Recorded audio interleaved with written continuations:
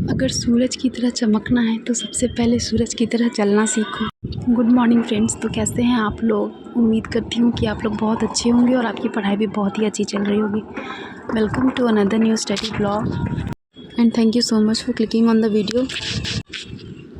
तो आज की टू डू लिस्ट मैंने बना ली है और अपने फर्स्ट स्टडी स्लॉट में मैं मैथ्स को स्टार्ट कर रही हूँ। मैथ्स में मेरा टॉपिक चल रहा है अभी रेशियो एंड प्रोपोर्शन। आज लास्ट ही लेक्चर है, आज के बाद ये टॉपिक ख़त्म हो जाए। मैथ्स कंप्लीट करने के बाद मैंने पढ़ना शुरू किया है इंग्लिश, और इंग्लिश में मेरा टॉपिक एडजेक्टिव चल रहा है, उसी के मैं क्वेश्चन सॉल्व कर रही हूँ। और इंग्लिश कंप्लीट करने के बाद मैंने पढ़ा रीजनिंग में मेरा टॉपिक अभी क्लॉक ही चल रहा है। क्लॉक के क्वेश्चन सॉल्व करने के बाद मैंने पढ़ा हिस्ट्री का आज लास्ट ही लेक्चर है, इसके बाद मेरी हिस्ट्री कंप्लीट हो जाएगी। हिस्ट्री में मैंने पढ़ा साइमन कमीशन के बारे में 1927 से 28 तक। विरोध का कारण था एक भी सदस्य इसमें जो थे भारतीय नहीं थे। 3 फरवरी 1928 को साइमन कमीशन भारत पहुंचा और उसके विरोध में भारतीयों ने काले झंडे दिखाए और साइमन गो बैक के नारे लगाए। लाहौर में विरोध के दौरान लाठीचार्ज जब हुई थी तो उसमें लाला लाजपत राय घायल हो गए थे और उन्होंने कथन दिया था कि मेरे ऊपर किए गए एक एक लाठी का वार अंग्रेजी सत्ता के ताबूत में अंतिम कील साबित होगा। 1927 से 28 के बीच में साइमन कमीशन 2 बार भारत आया था।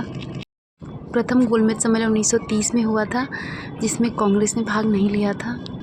मैंने पढ़ा गांधी इरविन समझौते के बारे में। इरविन तत्कालीन वायसराय और गांधी जी के बीच में 5 मार्च 1931 को दिल्ली में एक समझौता हुआ था, जिसको गांधी इरविन समझौता कहा जाता है या दिल्ली समझौता भी कहा। इसमें कुछ शर्त रखी गई थी कि सविनय अवज्ञा आंदोलन को स्थगित कर दिया जाएगा। कांग्रेस द्वितीय गोलमेज सम्मेलन में शामिल और जिन राजनीतिक कैदियों के विरुद्ध हिंसा का आरोप नहीं था उनको रिहा कर दिया जाएगा। विदेशी वस्तुओं और शराब की दुकानों के सामने शांतिपूर्ण धरना प्रदर्शन, बिना नमक कर के नमक बनाने की अनुमति। 23 मार्च 1931 को 3 महानायक भगत सिंह, सुखदेव और राजगुरु को फांसी दे दी गई थी। द्वितीय गोलमेज सम्मेलन हुआ था 7 सितंबर 1931 से 10 दिसंबर 1931 तक। इसमें कांग्रेस ने भाग लिया था, प्रथम में भाग नहीं लिया था कांग्रेस ने। गांधी जी राजपुताना नामक जहाज से लंदन पहुंचे।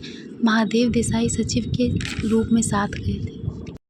मैंने पढ़ा भारत छोड़ो आंदोलन के बारे में।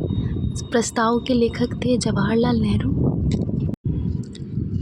गांधी जी ने कहा कि देश की बालों से ही कांग्रेस से बड़ा आंदोलन खड़ा कर दूंगा, और उन्होंने नारा दिया करो या मरो का, यही मूल मंत्र था।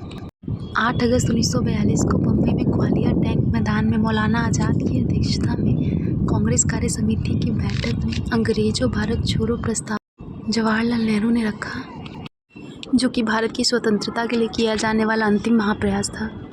यह प्रारंभ हुआ था 9 अगस्त 1942 को और इसको उपनाम दिया जाता है अगस्त क्रांति। इसके बाद मैंने पढ़ा फिजिक्स में था टॉपिक मेरा lens, convex lens and concave lens. Convex lens जो होता है बीच में मोटा होता है और साइड से पतला होता है, और कनकेव लेंस बीच में पतला होता है और किनारों से मोटा होता है। इसके बाद मैंने की टाइपिंग, और आज दिन भर ऐसा ही मौसम रहा, पूरे दिन आज बारिश होती ही रही। वीडियो में दी गई जानकारी अगर अच्छी लगे तो लाइक करें, शेयर करें, सब्सक्राइब करें। Thanks for watching.